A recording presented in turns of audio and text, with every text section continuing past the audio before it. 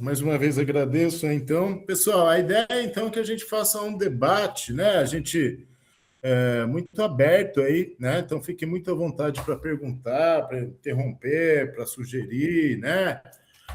Eu acho que é importante, né, as aulas, principalmente quando são online, né, que a gente possa ter essa troca de informações, mesmo porque, né, os conteúdos trabalhados de maneira online, né, o peso que eles têm e a capacidade da gente conseguir compreender com maior profundidade é um pouco menor, né, mais reduzida.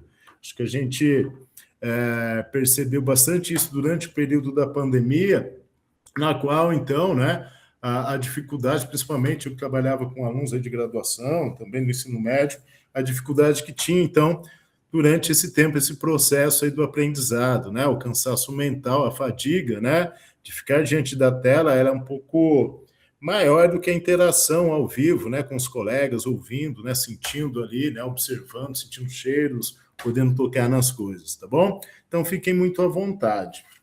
Bom, antes de mais nada, né, eu gostaria aqui de conversar com vocês a respeito, né, do que é ética, do que é moral, né? Como que a gente compreende isso, né?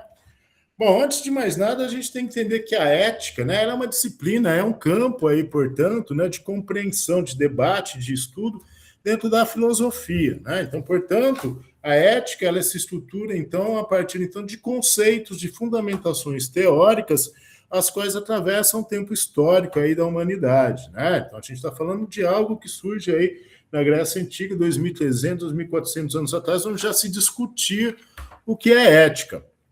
Já a moral, né, a gente pode entender como conjunto de normas, costumes e valores, ou seja, né, nós temos uma ética, um arcabouço teórico, uma concepção, né, do que é certo, do que é errado, do que é justo, do que é injusto, do que é belo, do que é feio, de como então o ser humano compreende a si e ao outro, de como a alteridade e as identidades são construídos, e ao mesmo tempo, né, esse conjunto teórico, ele passa então, né, por concepções sociais. Então, a ética, ela varia de acordo com o tempo histórico e também varia de acordo com a sociedade a qual eu pertenço, né? Então, se eu tomo uma sociedade indígena, né, isolada, que vive ali, né, em determinado local, seja na floresta ou então, né, no litoral, ela tem um arcabouço teórico de compreensão, uma ética, portanto, moral histórica e herdada, né, valores esses, os quais são passados de geração em geração,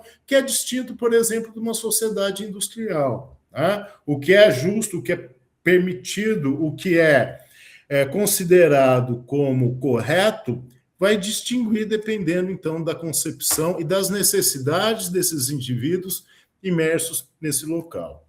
Então, eu costumo dizer, né, que ética é esse arcabouço teórico, né, que dá sentido às nossas vidas, é um marco teórico que possibilita que nós nos compreendamos enquanto sociedade, enquanto seres humanos que convivem juntos, mas, ao mesmo tempo, né, eu posso compreender todo esse arcabouço como o que eu vou fazer dele. Como isso chega até a mim? Ou seja, é a moral a qual vai me nortear sobre aquilo que eu devo agir, ou melhor, a maneira como eu devo agir ou não, né? Então, assim, a gente tem um conjunto de leis, então, né, por exemplo, né, de trânsito, que vai me dizer de que, olha, para você, então, poder dirigir o seu automóvel, você deve, então, estar, né, com a sua carteira de habilitação, né, em ordem, você deve estar em plenas condições, né, de guiar o seu automóvel, ou seja, não ter consumido uma bebida alcoólica, que você esteja, né, com suas faculdades mentais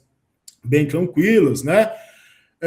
E aí, diante dessa ética, desse conjunto de leis, que eu vou chamar assim, cabe a mim, então, dentro de uma moral, dentro daquilo, então, do que eu acredito, acatar ou não aquilo, né?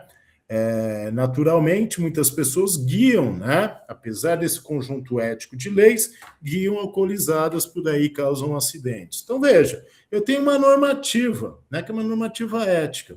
O que eu faço com isso a partir daí é uma questão moral. Obviamente que a moral de um tempo, de uma determinada época, ela não depende do indivíduo, ela está dada, é externa à minha vontade. Entretanto, mesmo sendo externa, eu posso agir ou não de acordo com ela. Tem um autor da sociologia que eu gosto bastante, do início dela, né? Que é o Emile Durkheim, certamente vários de vocês conhecem, que ele vai falar, né, que isso seria um fato social, né? E o fato social é aquilo que me impõe regras e que me coage a agir de uma determinada forma, né? Então a ética, né, pensando aí então, né, nesse arcabouço social, posso considerar como um fato social que é então um conjunto de regras, de leis e costumes que me impulsionam a agir de determinada forma.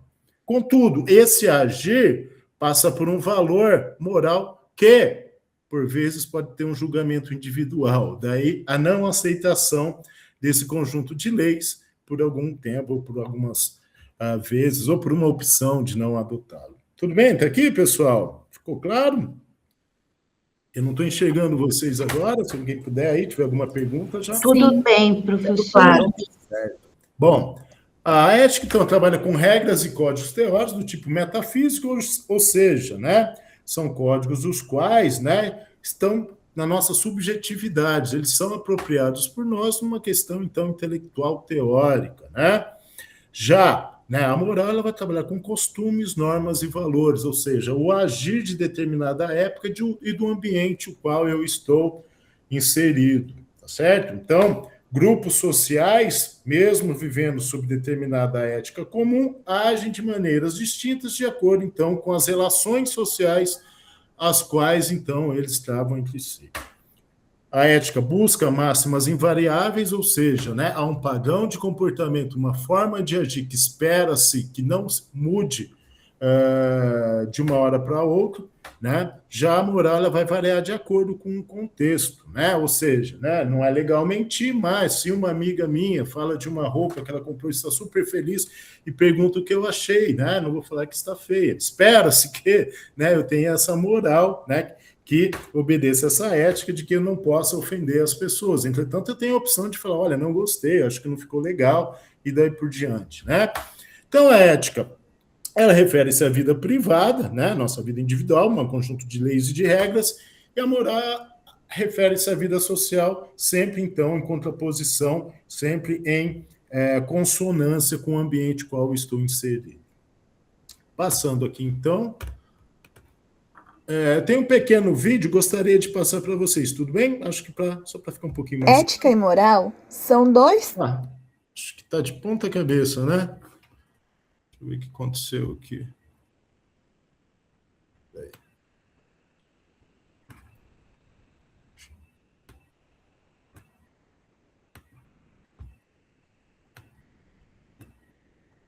Aí. Ética e moral são dois termos geralmente confundidos. Por serem parecidos, muitas pessoas assumem que o significado seja o mesmo. Embora estejam relacionados, são termos que têm origem bem distinta. Por esse motivo, criei esse vídeo para ajudar você a entender a diferença entre ética e moral. O que é ética? A ética ela é um conjunto de conhecimentos que são extraídos da investigação do comportamento humano, ao tentar explicar as regras morais de uma forma racional e científica. Resumindo, ela é uma reflexão da moralidade. A ética nos ajuda a responder perguntas do tipo: eu quero, eu posso, eu devo. Se você chegou à conclusão que fazer fofoca não é legal, você leva isso para o seu dia a dia e procura agir de forma ética.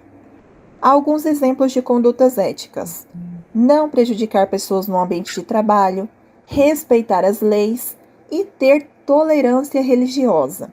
Já a moral, ela é um conjunto de regras que são aplicadas ao cotidiano. É basicamente quando eu transformo a ética numa estrutura escrita e essas normas passam a ser aplicadas e usadas por todo cidadão. Elas orientam o indivíduo, norteando suas ações e seu julgamento sobre o que é certo e errado. Se muitas pessoas acreditam que fofocar não é legal, com o passar do tempo esse ato entra num consenso geral e estabelece-se que falar... Ética e moral são dois termos... Peraí, pessoal. Deu loop Pera no aí. vídeo. Ética e moral são dois termos geralmente confundidos.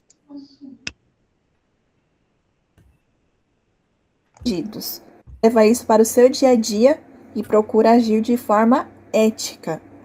Há alguns exemplos de condutas éticas: não prejudicar pessoas no ambiente de trabalho, respeitar as leis e ter tolerância religiosa. Já a moral, ela é um conjunto de regras que são aplicadas ao cotidiano. É basicamente quando eu transformo a ética numa estrutura escrita e essas normas passam a ser aplicadas e usadas por todo cidadão. Elas orientam o indivíduo, norteando suas ações e seu julgamento sobre o que é certo e errado. Se muitas pessoas acreditam que fofocar não é legal, com o passar do tempo esse ato entra num consenso geral e estabelece-se que falar dos outros, principalmente no ambiente de trabalho, é imoral. Exemplos de moral: ajudar pessoas com necessidades, influência da religião nas condutas, imoralidade em ter mais de uma esposa no Brasil, enquanto em alguns países é moralmente aceito. Agora vamos falar das diferenças entre ética e moral. A palavra ética vem do grego ethos, que significa jeito de ser, modo de ser e caráter. Já a palavra moral é de origem latina e vem de moralis, que tem como significado tudo o que é relativo aos costumes. A finalidade da ética e da moral é muito semelhante. Ambas contribuem para estabelecer as bases que guiam a conduta do homem e ensinam a melhor forma de agir e de se comportar dentro de uma sociedade. Porém, o estudo da ética é voltado para compreender as ações do homem de acordo com os valores morais que orientam essas ações, além de buscar classificá-las como certas ou erradas, independente das práticas culturais. Já a moral são os costumes, crenças, tabus e modos de pensar construídos por uma sociedade. Sendo assim, podemos perceber que a ética tem mais a ver com a questão individual, enquanto a moral trabalha com o processo coletivo. Agora, para facilitar o nosso entendimento, vejamos alguns exemplos de ética e moral. Ajudar quem precisa. Quando alguém lhe pede alguma ajuda financeira na rua, ou algum idoso lhe pede auxílio para atravessar a rua, você tem a opção de ajudar ou não. Pela ética, você não seria obrigado a ajudar em nenhuma das situações. Entretanto, a moral, por estar mais relacionada com os valores individuais, pode permitir com que reflita sobre aquela situação e ofereça a ajuda necessária. Cometer atos ilícitos. Esta é uma questão muito importante para ser refletida dentro dos conceitos da moral e da ética. Situações ilícitas, como roubar ou matar, são, por lei, possíveis de punição e entendemos que, pela ética, seriam então uma atitude ilegal e, moralmente falando, não condizem com os bons valores e costumes da sociedade. Portanto, cometer atos ilícitos como roubar e matar são considerados pela ética e pela moral ações que possuem punição, sejam elas legais ou morais. Jogar lixo na rua. Este também é um exemplo onde a reflexão sobre a ética e a moral são postas em prática. Se ao caminhar por uma via pública, uma pessoa estiver com alguma embalagem que pretenda se desfazer, pela ética, ela deve jogar essa embalagem no lixo, que seria o correto, inclusive pela moral. Entretanto, ela decide jogar a embalagem na via pública, o que, pela ética, apesar de não ser uma atitude punitiva, é tida como algo ruim, pois além de sujar a rua, essa pessoa pode estar dando um mau exemplo para que os outros indivíduos possam vir a cometer este mesmo ato. Num sentido mais amplo, a finalidade das duas é muito semelhante, pois tanto a ética quanto a moral são responsáveis por construir as bases que vão guiar a conduta do homem e a melhor forma de agir em sociedade. Furar fila. Outra questão que exemplifica a reflexão sobre a ética e a moral é a ação de furar filas em locais de atendimentos públicos, como bancos, restaurantes e etc. O correto pela ética seria respeitar a ordem e aguardar a sua vez. Entretanto, essa ação não é algo que implique grandes punições, e uma pessoa pode cometer, se achar que esteja correto fazer isso, mesmo que moralmente não seja o mais correto. E para finalizar, segundo o renomado Dr. Mário Sérgio Cortella, ética é tudo aquilo que você faz quando os outros estão vendo. E moral é tudo aquilo que você faz quando ninguém está vendo. Muito bem, pessoal. Alguém quer comentar alguma coisa? O que acharam? Ajudou, não ajudou? Professor, Claro. às vezes a pessoa acha que, estando na internet, ela está invisível, Uhum. mas não é bem assim, porque tudo que a gente faz na internet é como se fosse o mesmo comportamento no mundo real, inclusive as leis, né? Claro. Eu acho que isso é importante, claro, que você traz, né? A gente vai discutir isso em breve aqui, mesmo porque a gente tem a pegada eletrônica, né? Então, tudo aquilo, né, que nós fazemos na internet, a partir do nosso IP, né, seja do celular ou do computador, isso fica registrado, né? Então, é possível, né, que se faça um rastreio e que chegue, então, a quem emitiu, a quem falou determinada coisa, a quem publicou ou a quem fez algo, né? É importante, né, de que a gente tenha bastante consciência de que a legislação digital ainda caminha a passos muito vagarosos, né? E o Brasil é um dos países que vem brigando e vem tentando, né, ter uma legislação clara, né, efetiva a respeito do mundo digital, mesmo porque há uma há um solo bastante árido quando a gente fala sobre segurança e sobre ética, né, e moral dentro desse mundo, né, virtual, né? As pessoas acreditam, como você disse, Clélia, que são bastante livres nesse mundo, que não há consequências, né? A ideia é de que haja uma legislação e que realmente tenha consequências com as atitudes e ações que ali são tomadas, né? Quando a gente fala de escola, né, o cyberbullying é algo bastante grave que vem crescendo de maneira considerável nos últimos anos em escolas, trabalho em uma escola, né? A gente percebe de quanto isso é danoso para os estudantes, como isso, né, traz problemas que são exteriores, né, ao ambiente escolar, mas que se resolvem o que eles eclodem, né, nesse ambiente, uma vez que é o momento, é o local, então, onde esses estudantes se encontram, né? Então a gente tem essa relação de que muitas vezes aquilo que nós não conseguimos falar diretamente para a pessoa, né, por obedecer aí, né, a uma questão ética, né, e me passa pela minha moral de não querer agir daquela forma, muitas vezes aí no ambiente virtual isso acaba, né, sendo feito de uma maneira talvez mais simples, né, talvez aconteça de uma maneira com menor filtro, né, as pessoas tendem a dizer, a falar e a ofender umas às outras de uma maneira que parece ser mais naturalizada no ambiente virtual, né? Basta ver, e isso é um momento, a gente vai entrar agora, né, em poucos meses aí no período eleitoral, e muito natural, né, que isso ocorra dentro do ambiente virtual, das pessoas entrarem, né, ainda mais que a gente vive nesse ambiente neoliberal numa relação bastante,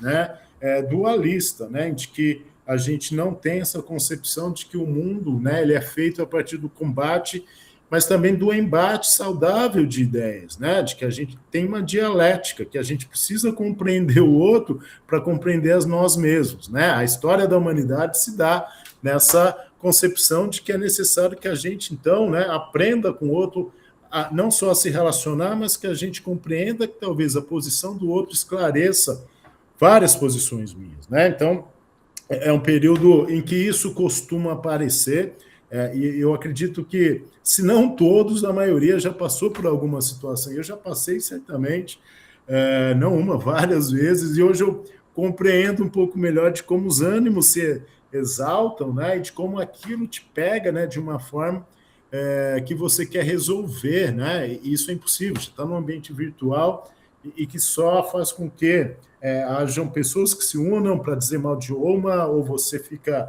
sendo acuado, ou você também parte a ser acusador. Então, o linchamento moral, né? Esse linchamento que ocorre dentro das redes sociais, principalmente, é algo muito corriqueiro, especialmente nesse período de eleição. Né? A tecnologia por si só, né, ela não é boa nem ruim. Né? A tecnologia ela não tem, né, essa questão de ser moral ou ética. Né? A tecnologia existe uma invenção humana. A grande questão é o que eu faço, qual é o uso que dela eu faço. Né?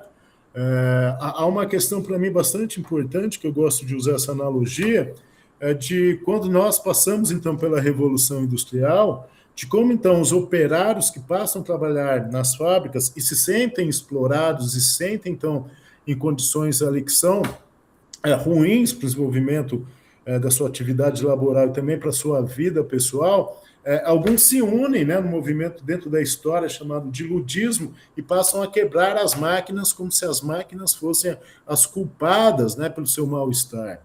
O que a gente tem que pensar, né, será que a rede social é a culpada ou é o uso que a gente faz dentro de um contexto específico, dentro dessa sociedade ao qual a gente pertence atualmente, né? É possível nós nos libertarmos da tecnologia? É possível que nós, né, consigamos deixar para trás toda essa questão do uso do celular, do armazenamento em nuvens, né, do uso, portanto, né, dos nossos smartphones e passemos, então, a fazer como nós fazíamos até a década de 80, 90, início da década de 90, né? Me parece bastante inviável, né? Então, a grande questão é como nós agimos, então, nesse ambiente virtual e qual é o uso, né, que nós vamos fazer, então, com essa tecnologia que está disponível, né, para nós. Obviamente que nós não podemos ser inocentes, porque quem controla, né, os meios de comunicação, quem controla os meios digitais aí, né, possui um juízo de valor. E esse juízo de valor é atrelado dentro da sociedade capitalista, portanto, né, à maximização dos lucros. Tudo bem? Bom, vou passar aqui um pouquinho, então. Então, a gente tem aqui, né?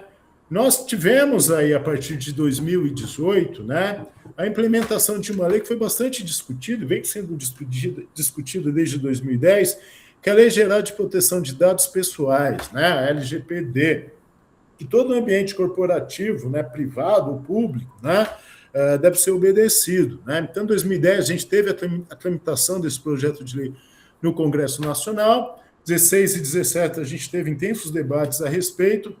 Em 2018, então, é promulgada a Lei 13.709/2018, que é sancionada, então, que estabelece as bases para a proteção de dados pessoais no país. Em 2020 começa a vigência e hoje, né, ela representa aí um marco, né, na proteção de dados e na construção de uma sociedade digital mais ética, segura e transparente. Bom, por que eu acho que isso é importante? Né? Porque até então os nossos dados pessoais, e mesmo com a Lei Geral de Proteção de Dados, eles são comercializados por hackers que se infiltram em sistemas, sejam bancários, sejam de cadastramento de aplicativos do governo, né, outras contas, e consegue hackear, né, as nossas informações pessoais e passam, né, muitas vezes a nos ligar, a mandar, né, e-mails, né, fazendo cobranças indevidas ou oferecendo produtos, né? Então isso é muito comum. Acredito que muita gente aí receba ligações intermitentes, muitas vezes, de alguns serviços, né? Eu, por exemplo, acabei de receber um da Claro, que a Claro é muito boa em fazer isso, né? A gente recebe constantemente oferecendo serviço, um novo produto, e a gente não se cadastrou em nenhum local, né? Então, a Lei Geral de Proteção de Dados, né, ela é muito importante, primeiro, né, para que possamos ter alguma segurança nesse ambiente digital. Né? É um marco, né, acho que é algo que vem aí para nos assegurar uma garantia mínima. Entretanto, isso aí é apenas o início de algo que deve e precisa ser discutido com maior profundidade. Né? Alguém quer falar? Lúcia? Desculpa, eu tô assistindo do carro e tô aqui no celular tentando acessar as coisas. Ah, não, imagina. Mas se tiver dúvida, fica à vontade, tá? Não, eu até aproveito para fazer um Vai, comentário, por favor. à medida que foi falando, um passo seguinte, né? Você falou que foi uma caminhar grande, debates até chegar à lei, à Aham. promulgação. Agora é a divulgação e as pessoas conhecerem isso, Claro. né? É isso, né? A gente precisa debater mais e conhecer isso, né? A gente tem muitos direitos que às vezes a gente não tem sequer o conhecimento de que a gente está amparado por leis, né? Então isso é bastante importante, tá? Esses slides eu vou deixar depois aí com a Clélia, né? Para quem quiser passar aí, fiquem bem à vontade, tá bom? Eu acho que é um material aí para o curso, acho que pode ser interessante aí, né? Bom, por que isso é importante, né? Dentro, né, da questão corporativa, né, até 2022, esse é o último dado que eu consegui, né, 68% das empresas brasileiras sofreram ataques cibernéticos em 2022, né, ou seja, uma vulnerabilidade, né.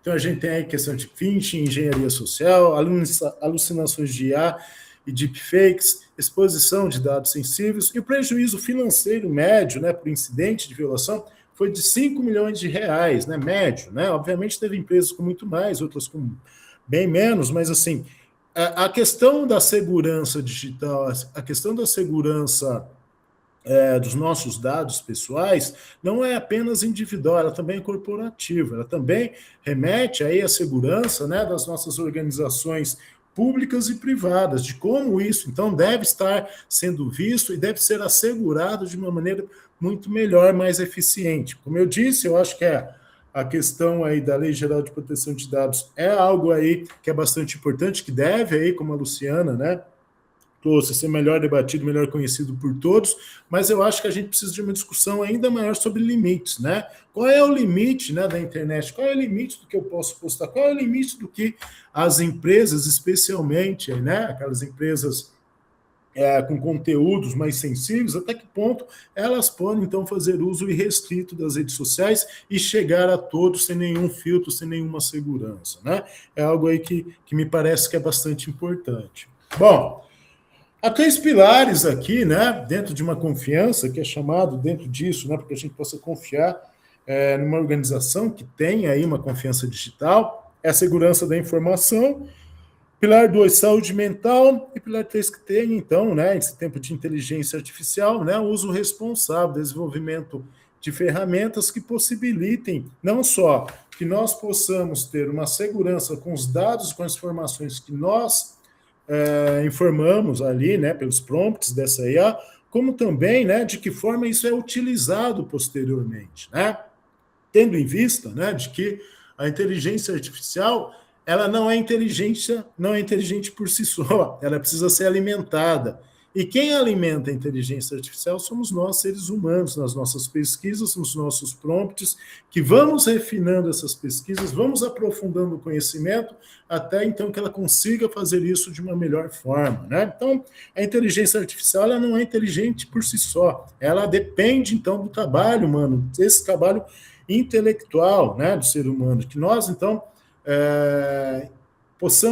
que nós façamos esse serviço de inserir informações dentro desse ambiente para que ela possa se desenvolver de uma maneira, então, cada vez mais apurada. Um ponto sensível, um ponto importante para mim é com relação à saúde mental, né? De como, então, né, nós estamos imersos dentro de um sistema digital, imersos dentro de aplicativos, né, principalmente de redes sociais, e de como isso vem deteriorando, né, a saúde mental dos indivíduos, não só com relação ao vício e ao tempo que se passa ali, mas também com comportamentos e condicionantes, né, de vida que muitas vezes fogem daquilo que nós esperávamos de determinados indivíduos ou de nós mesmos, né? Então, quantas vezes, né, nós pesquisamos determinada coisa e começam a aparecer essas pesquisas, então quero comprar, sei lá, um relógio, né? Pesquiso um relógio, eu sou bombardeado por essas informações de relógio. Muitas vezes eu nem preciso nem pesquisar, estou conversando com alguém a respeito disso, né? Sobre, olha, quero comprar um relógio, abro meu celular e aparecem propagandas de relógio. Alguém já passou por essa situação? Então, nossos dados, né, eles são captados não só pelo que eu escrevo, mas também pelo que eu falo. Nosso celular tem microfone, né? Então, isso é levado em consideração e passa a alimentar, então, né, esses algoritmos aí de busca e também pela IA, que vai monitorando e vai mapeando o que eu quero, o que eu gosto, o que eu desejo ver, né? Isso é uma implicação ética bastante grande, Porque não é só a questão do consumo, é uma questão ideológica, né? Se ele mapeia, né, que eu sou um indivíduo, que estou indeciso, né, em quem eu vou votar para presidente da República, mas eu tive uma conversa, ou ouvi algo a respeito do candidato X, eu posso vir a ser bombardeado por opções que me remetam a esse candidato, né, a textos, a posts, né, a reels, né, que me façam, então, entender que talvez aquele candidato seja, né, o melhor preparado para me governar. Aí é algo importante, né, para a gente pensar, né? Diante desse cenário, né, me parece que a gente está passando por uma questão que me chama bastante a atenção, de que seria isso, né, uma democracia? Será que a nossa democracia ela está correndo risco? Será que as escolhas ideológicas, as escolhas entre candidatos, as escolhas de consumo, as escolhas com quem eu me relaciono, será que elas são tão livres assim dentro desse mundo digital?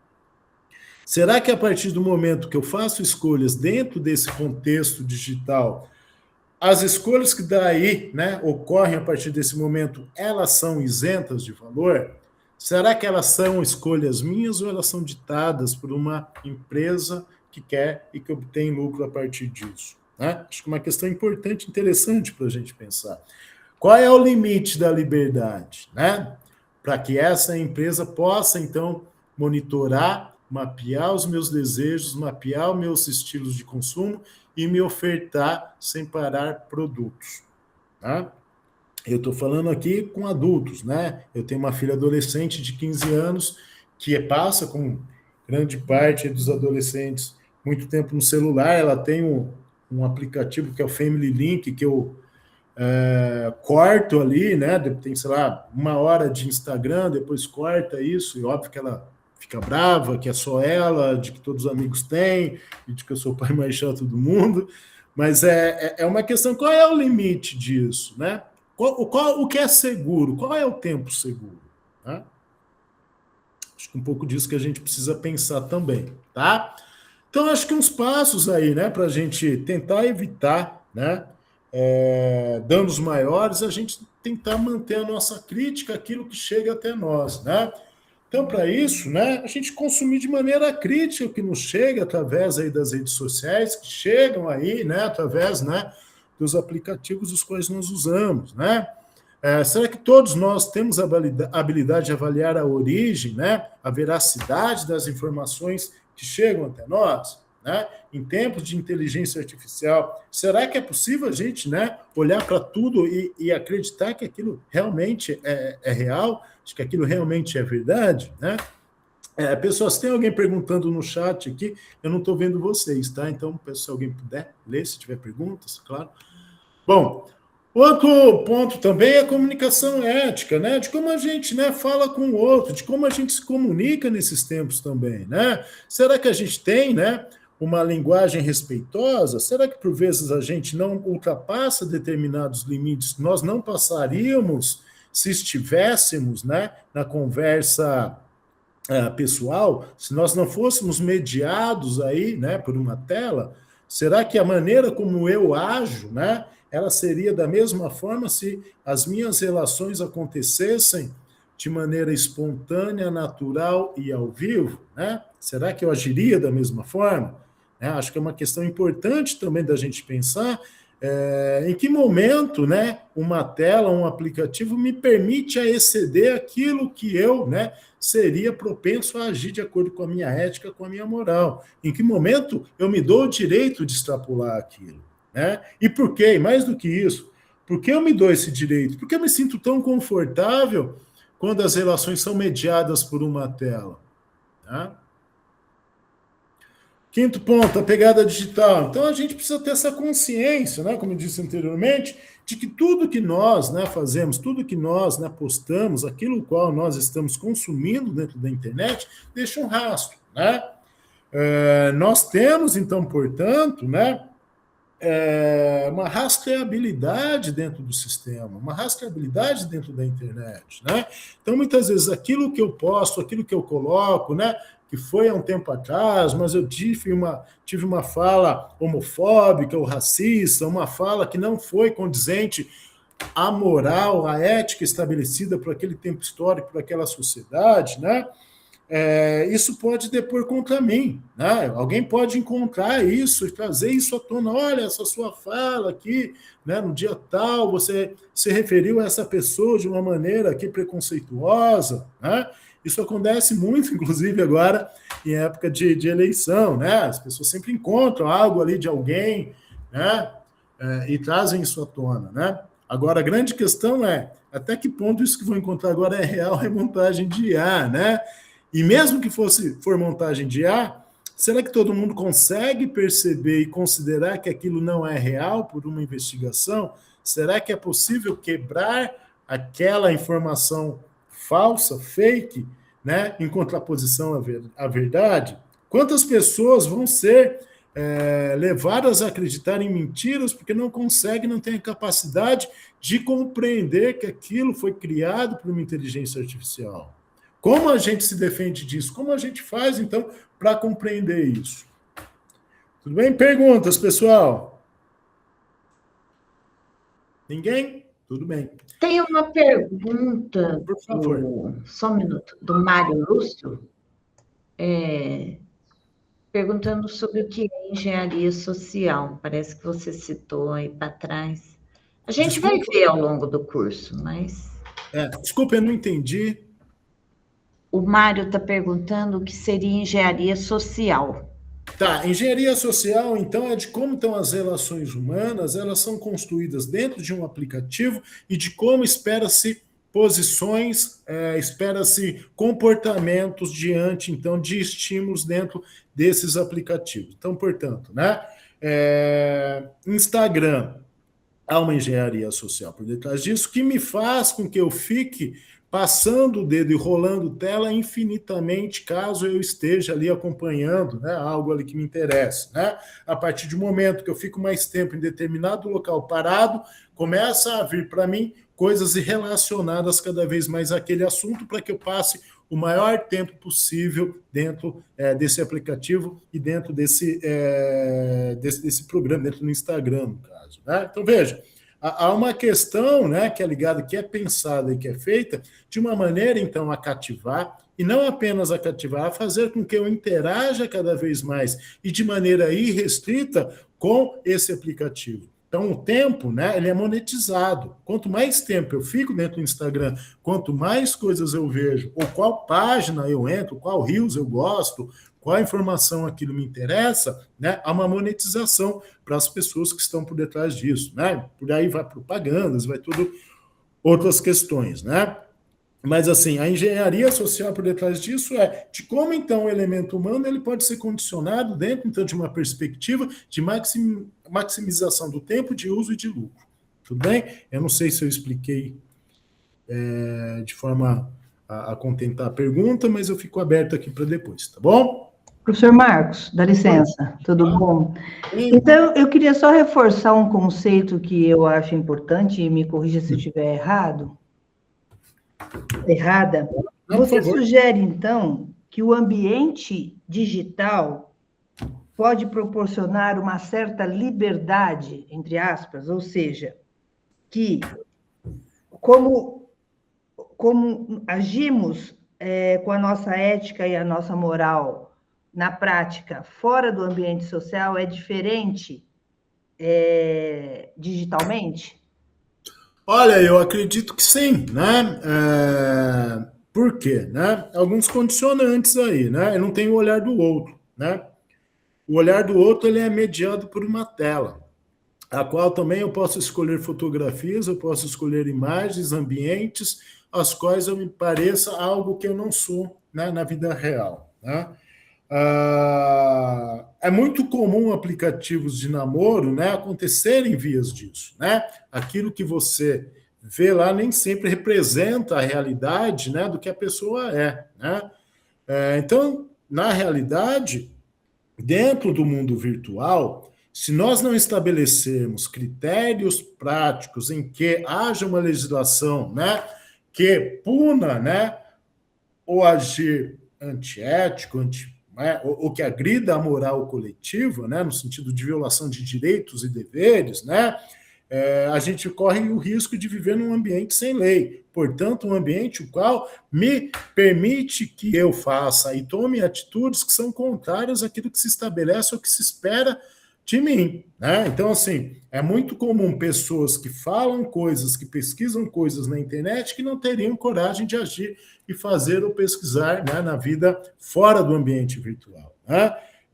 De novo, né, o que eu acredito é que a gente precisa ter um estabelecimento de critérios, de leis, as quais, então, permitam uma clareza, né, quais são, né, as regras e de como a gente pode e deve agir dentro desse ambiente, né?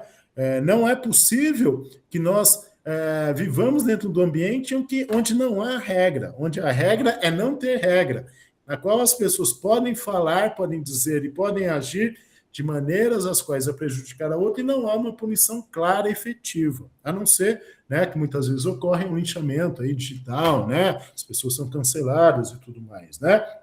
Entretanto, né, a gente tem aí, principalmente dentro do que é chamada aí da Deep Web, né, mecanismos ainda de burlar essa questão de não ser encontrado, né? Isso me incomoda muito, né? Principalmente quando a gente fala aí de crimes sexuais, né, de abusadores e tudo mais, de que se usam, né, desses artifícios aí para causar, né, algum crime, né, um benefício próprio. Então, acredito que é necessário, então, que nós façamos uma discussão mais aprofundada a respeito. Regina, quer falar, por favor? Sim, professor. No fundo, eu fiz até uma reflexão, até de tudo que o senhor falou aqui. Eu vou começar um pouquinho lá das leis e vou vindo até para o senhor, por favor, se puder complementar. Realmente, eu percebo assim, que as leis do uso da internet ainda é muito pouco aplicada. Elas não são efetivas. Eu, enquanto usuária, eu não percebo a efetividade dela, eu não me sinto segura, porque eu acho que ela não me protege. E por que até eu sinto isso? Porque a gente, como o senhor mesmo falou, os nossos dados ainda são distribuídos aleatoriamente. E, por um lado, eu vejo assim, nem coloco a responsabilidade tanto na empresa, mas na pessoa, em nós, que nós ainda não temos claro para nós essa questão da ética e da moral, né? Uma outra situação que eu também, e isso eu não sei, né? Essa questão até dos golpes que são aplicados pela internet. Professor, como que a gente produz uma prova para chegar na polícia e falar assim, olha, eu fui vítima de um golpe, olha aqui, pegaram minha imagem, montaram um vídeo, Não sou eu, usaram meu nome para pedir dinheiro, para aplicar golpe, não sou eu, como que eu faço? Essa é uma dúvida, né? Uma outra questão que também eu acredito que o senhor talvez aborde mais, pode até deixar para comentar futuramente, é essa questão da IA. Eu tenho feito alguns cursos de IA recentemente, e assim, ela está evoluindo muito rápido. Uhum. O primeiro curso que eu fiz para o segundo, terceiro, agora já mudou. A gente já está com novas ferramentas para utilizar a IA. Então, ela está usando muito rapidamente. E também me preocupa essa questão, porque a gente começa a usar a IA de forma sem lei. Eu preparo um trabalho, eu preparo um projeto, com a ajuda de IA, não menciono isso, e no fundo a ideia principal nem é minha, a IA que criou. Sabe, eu sei que tem uma lei, tem uma regra, mas ela ainda é pouco conhecida, né? Então, isso também está me assustando um pouco, para ser bem sincera, viu? E essa questão que o senhor comentou agora, né? Realmente, eu tenho a minha percepção, o meu sentimento, é como se fossem duas pessoas. Uma na vida real, no dia a dia, no cotidiano, e outra atuando na rede. Na rede, a pessoa faz o que ela quer, ela fala o que ela quer, ela põe foto do jeito que ela quer, publica o que ela quer. E na vida real, né, no nosso dia a dia, não. Por quê? Porque a visibilidade dela, né, e ela tem que enfrentar os comentários, as ações dela diretamente. Na rede, não. Se eu fizer um comentário e o senhor não gostar e falar, não, Regina, isso não está certo, eu ignoro. Agora, se eu estiver trabalhando com o senhor, eu fizer um comentário, o senhor me der um feedback falando assim, Regina, não é por aí, é por aqui, ó, vamos pensar, aí é diferente. Eu estou dando minha cara a tapa. Então, não sei assim, era mais algumas reflexões que eu fiz e tem essas questõezinhas que ficou. Obrigada. Maravilha, muito obrigado, Regina. Adorei aí as provocações, as perguntas aí. É algo também que eu gostaria de saber, Regina. Como que a gente faz, então, para evitar esses golpes aí, né? Tendo em vista que a legislação ainda é bastante, né, leniente, né? A gente está muito no princípio de muita coisa, né? No princípio que eu digo da responsabilização, né? De fato, das pessoas responsáveis aí pelos atos, né? Quem é de fato responsável por hospedar aí um site, um aplicativo que permite que pessoas sejam vítimas de golpe, né?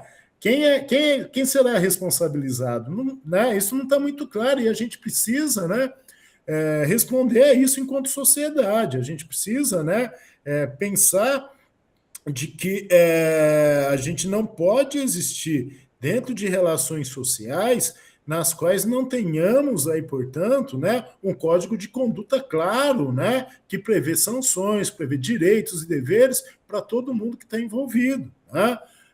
O que a gente tem hoje, me parece, é uma discussão dentro do Brasil, né, um dos primeiros, inclusive, né, há toda uma negação por parte das grandes empresas, das chamadas Big Techs, aí, pensando no Instagram, né, o WhatsApp, Facebook, né, Telegram, de que isso é um direito do indivíduo, né, de que nós possamos, então, não podemos, né, ser cerceados nessa nossa liberdade de expressão. Ora, a gente vive numa sociedade na qual, obviamente, que o meu direito de ir e vir, o meu direito de falar, o meu direito de comunicar com outras pessoas passam por crivos, por critérios. As coisas não são tão livres dentro de uma sociedade. Uma sociedade só pode existir e só pode permanecer se há critérios claros de convívio, critérios claros de convivência. Não é possível que nós vivamos um mundo onde há regras aqui, né, que tem que pagar no imposto de renda, tem as leis de trânsito, as leis civis, né, do direito penal, e que eu vá para um mundo virtual onde isso tudo não existe, né, onde indivíduos ficam incitando crianças a se ferirem, a se machucarem, a se matarem, muitas vezes, né, a cometer atos de violência, estupros, né? Como que isso é possível, né, de que seja permitido, né? A gente vive em dois mundos paralelos, é isso, né? Onde um é tudo possível e de outro o real não é, né? Há uma confusão aí que me parece que é necessário que nós, enquanto sociedade, façamos uma discussão mais aprofundada e que nós, enquanto indivíduos, seres humanos, nós participemos dessas discussões. Eu acho que é fundamental, né? Inclusive dentro de escolas, dentro da universidade, isso precisa estar presente, né? Também, Regina, outro ponto aí da sua fala que me chama a atenção é o uso irrestrito de IA, né? Então, pesquisas acadêmicas, projetos de mestrado e doutorado, né? Trabalhos de graduação, essa questão do uso irrestrito de IA, me parece, né, que tem duas consequências para mim que são bastante graves, né? A primeira delas, né, e que isso já vem acontecendo já há um tempo, e não é só o caso da IA, a IA potencializa isso, que é de que a gente vive num ambiente, no mundo agora, em que as pessoas leem cada vez menos, né? As pessoas pesquisam cada vez menos por si, as pessoas, então, deixam de compreender o conhecimento como sendo algo que tem etapas para acontecer. Né? O conhecimento aprofundado, o conhecimento de fato, ele não acontece, ele não é possível de ser aprendido de uma maneira instantânea. Então, quando eu pego meu notebook LM, que é um aplicativo, eu posso, na versão paga, colocar até 500 livros e 500 artigos, e a partir daquilo eu, né, propor algo, né, me parece, então, de que eu estou queimando algumas etapas, queimando, então, né, procedimentos os quais, né, nós vamos perdendo a capacidade de pensar sobre esses processos, sobre esses passos. Eu acredito que o conhecimento ele precisa de maturação, né? Nós aprendemos algo, entendemos, refletimos a respeito disso e passamos a compreender de uma maneira mais abrangente, né? Então, essa sua questão me preocupa bastante também, né? Por outro lado, e o segundo ponto aí, Regina, é de que modo, né, nós estamos ensinando, né, principalmente aí dentro da educação, o que é a pesquisa, né? Como nós fazemos pesquisa? É por um comando, é por um prompt, né? Ou é por leitura, por reflexão, por fichamento, por debate, por troca de ideias, né? O que me parece é que nós não temos muito essa discussão clara, tá? Acho que eu estou passando do tempo, é isso? Eu vou tentar dar uma adiantadinha aqui. Não, não. O papo tá bom, o pessoal já está fazendo pergunta, que continuem assim. A gente decidiu até às 19h20. Tá bom, Pode tá ficar aí, o pessoal perguntar e a gente continua que o papo tá bom, tá bom? Tá bom. Tá bom. Bom, então assim, né, o que eu acho que é importante, se alguém tiver mais alguma pergunta, eu não estou vendo o chat, por favor, aí se alguém puder ler, tá? Só falando então disso, né? A gente tem dentro aí da internet, dentro da rede social, esse efeito manada, né? De que muitas vezes a gente não verifica, a gente recebe e a gente repassa, né? Quantas vezes, né? Chega algo que você acha interessante, pô, será que era isso mesmo, né? Será que aquela informação está correta? Há também, né? A exposição indevida, né? Especialmente com adolescentes, né? Com adultos também, né? Os famosos nudes aí, né? A defesa passa a configuração restrita de privacidade, né? Acho que isso é algo que a gente precisa aprender e usar um pouco mais. Tem aquela configuração em 2 etapas, principalmente aí do WhatsApp, né? Que a gente pode aumentar um pouco aí, né? A nossa segurança, né? E aí a gente tem essa cidadania ativa de checar de fato os fatos, né? Da gente procurar, através de fontes oficiais, aplicativos que são possíveis de você colocar ali o link ou a imagem e perguntar se aquilo é real ou não, ou se é uma montagem, tudo bem? Bom, eu fiz aqui, né, um guia ético de responsabilidade digital, né, que eu acho que é importante, que é bem bacana, que fala, então, né, para o usuário e para a responsabilidade, então, corporativa, né? E a partir disso eu fiquei pensando bastante a respeito disso. Isso vai ficar com vocês, eu não vou adentrar, né? Acho que a gente discutiu bastante isso já, mas é algo que me chama bastante atenção, né? E que eu acho que é importante que a gente comece a pensar de uma maneira com maior cuidado. Obviamente que tudo que eu disse aqui eu acho que é importante, mas é muito cara essa questão da saúde mental, né? De como as pessoas estão adoecendo, de como as pessoas, então, né, estão sendo exploradas por algo que talvez elas não compreendam de uma maneira clara, né? Então, há uma discussão hoje, né? E teve um Roda Viva um tempo atrás, eu estava pensando sobre essa aula aqui, e na mesma época, né, estava passando um cara, acho que é Felipe, como que é o nome dele? Já lembro o nome dele, mas ele estava falando, né, sobre essa questão da economia da atenção. Não sei se alguém aqui viu esse Roda Viva, recomendo muito, que é bem bacana, né? Que ele vai falar assim de como, então, as empresas, né, estão roubando o nosso tempo de atenção. De como, então, a nossa atenção agora, ela passa a ser, né, subdividida, ela passa a ser cada vez mais corrompida por aplicativos, pela internet, de como a gente não se dá conta a respeito disso. De quanto tempo a gente passa dentro dos nossos aplicativos, de quanto tempo a gente passa dentro das nossas redes sociais, de quanto tempo, né, nós perdemos de vida, de relacionamento seguro, saudável com pessoas que estão ao nosso lado, porque nossas relações acabam sendo mediadas pelo uso da tela, né? Isso muitas vezes é invisível, né?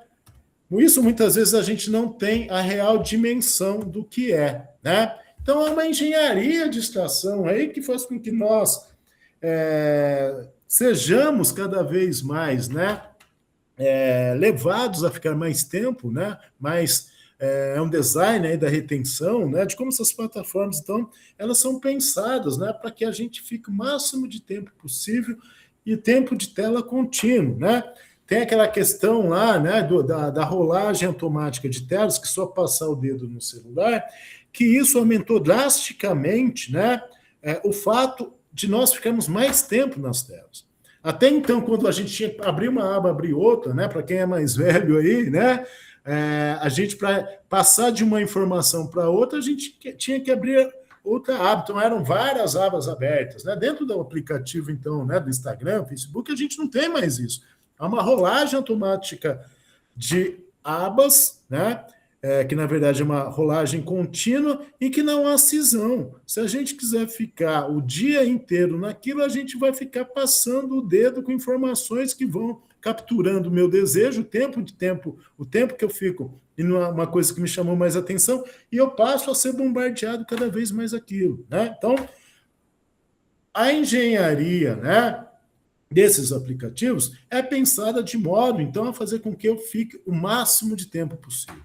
Ao mesmo tempo que faz com que eu fique, né, ligado, faz também, então, com que os meus dados pessoais sejam coletados, as minhas preferências, os meus gostos, né, o que me chama a atenção, né, o meu perfil, né, a minha ideologia, né, a minha preferência, né, sobre as coisas, sobre o mundo, né. Terceiro, né, o perfilamento, o comportamento do usuário é embalado como um produto, né? Ou seja, nós passamos também a ser um produto. É uma fala bastante interessante, né? Que é senso comum, mas eu acredito piamente nela, né? Num serviço, né, dentro da sociedade capitalista que é considerado e colocado como gratuito, não é gratuito, não pode ser gratuito porque, na verdade, o produto somos nós, né? Nós estamos vendendo algo nosso, né? E nós não sabemos. Não há almoço grátis, né? Já ouviram falar isso. Como então não há custo, não há preço, né? Talvez então o produto somos nós. Nós estamos sendo explorados dentro desse sistema e não estamos percebendo, né? Explorados em que sentido, né? Nós estamos cada vez mais propensos ao consumismo, nós estamos cada vez mais propensos a acreditar em determinadas situações, a determinadas ideologias que talvez não sejam, né, aquelas às quais nós chegaríamos a essa conclusão sem esse tempo, sem essa extração de dados, sem esse design da retenção da minha atenção dentro desse aplicativo, né?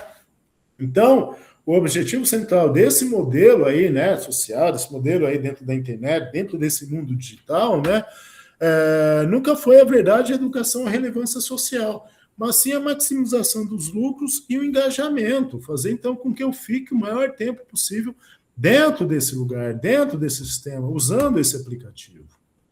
E aí um outro ponto, né, que eu acho que é bastante interessante, é de que a internet, né, os aplicativos, eles não são neutros, né? Eles têm um objetivo, eles têm, né, juízos de valor, né? E dentro da sociedade capitalista é o lucro, tá? Então, se eu estou imerso dentro do aplicativo, se eu estou utilizando ele, o que eu faço, o tempo que eu passo ali, né, isso dá lucro a empresas, dá lucro a páginas, né? O que eu consumo, o tempo que eu passo em determinado local, há uma remuneração a partir disso, né? Então, né, o nosso aparelho celular, nosso smartphone, né, a gente tem dentro dele, né, armadilhas aí que fazem, então, né, que nós possamos ficar cada vez mais tempo, né, ligados a ele, né, imersos nessa tela. Então, Primeira delas, armadilhas cognitivas, notificações vermelhas criam uma urgência. Então tem um sininho lá que chega, a gente precisa ver aquilo, né?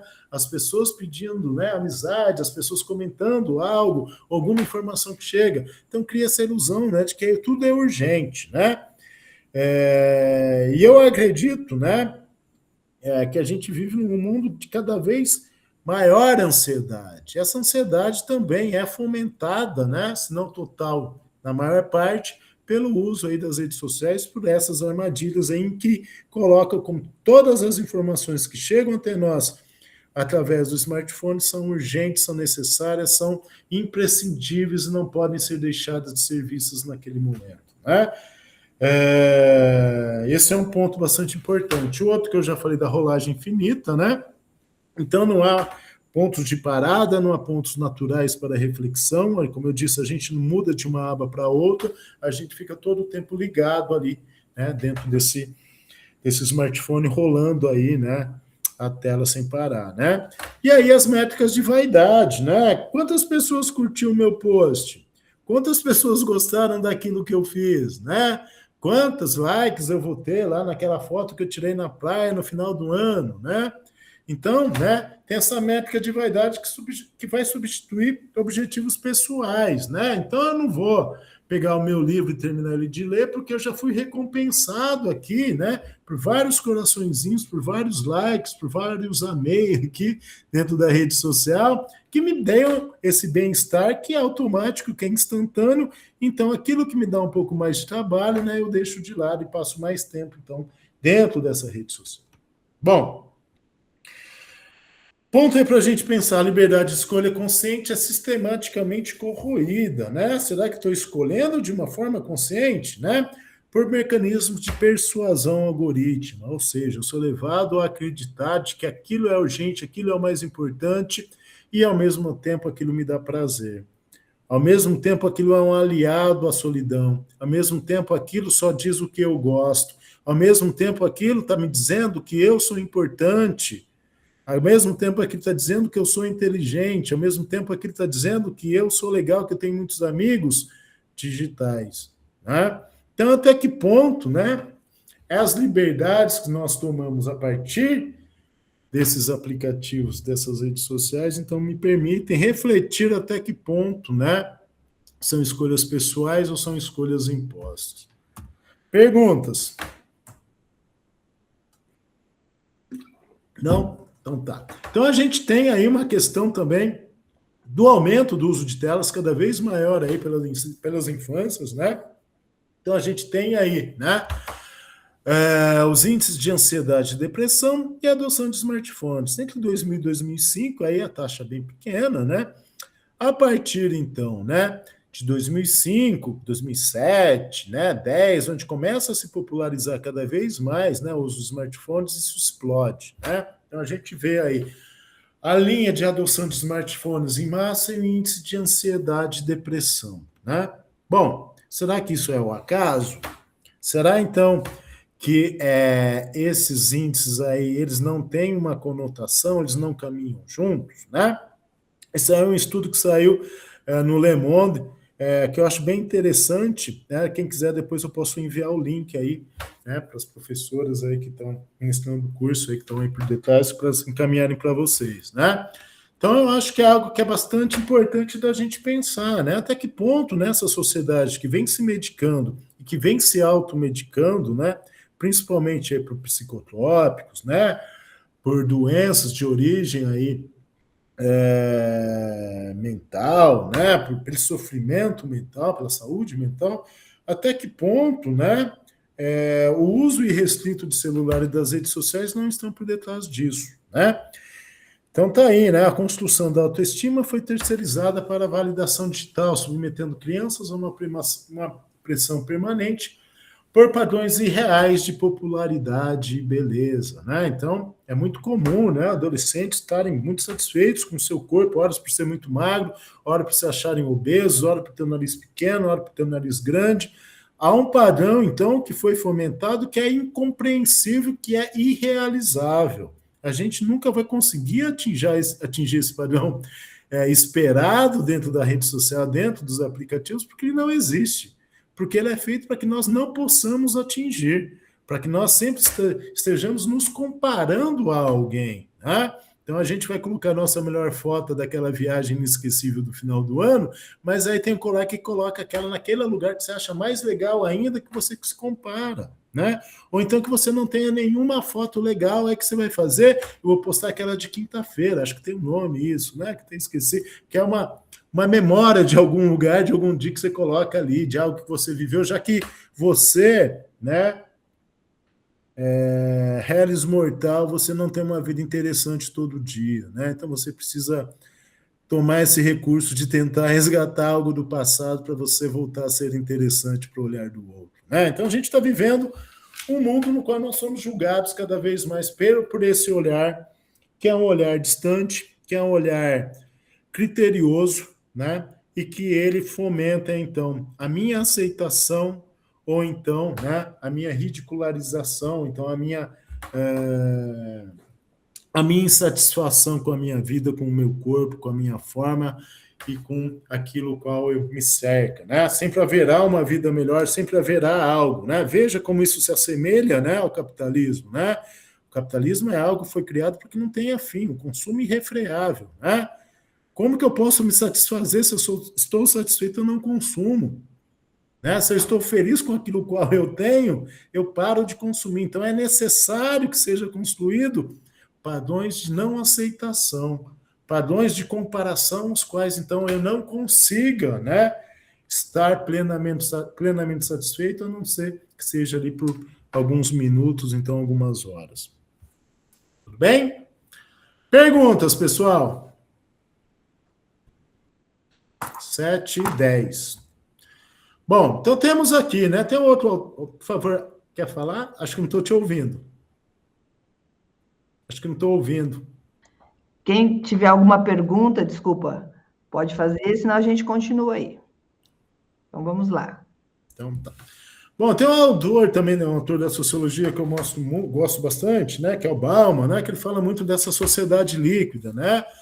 Na qual os valores, então, de certa forma, eles não possuem mais, né, uma robustez, uma solidificação, né? Então os valores eles são permeáveis, né? Eles mudam de acordo com a necessidade, assim como a água, né? A água você coloca numa tigela grande, né? Ela pode ficar pouca água, uma tigela, um copo, né? Enche, né? Ela toma um molde, diferentes lugares onde eu coloco essa água, ela vai tomar esse espaço, ela vai então ser moldada de acordo com esse lugar o qual ela ocupa.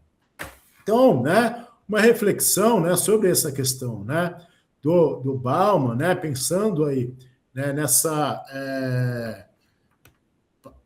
nessa liquidez da modernidade digital, né, de que então nós temos cada vez vínculos sociais, vínculos humanos cada vez mais enfraquecidos. Então, se eu tenho, né, 470 amigos no Instagram hoje, amanhã alguém posta alguma coisa, ou fala alguma coisa, ou então eu encontro, tive uma discussão por alguma bobagem, o que eu posso fazer? Eu vou lá, então, e excluo essa pessoa. Ao invés de ter 470 pessoas, eu posso ter 469, até eu fazer uma amizade com uma outra, 470, 480, 490. Então, veja, a nossa quantidade de amigos, a nossa popularidade é medida, então, por números quantificáveis, né?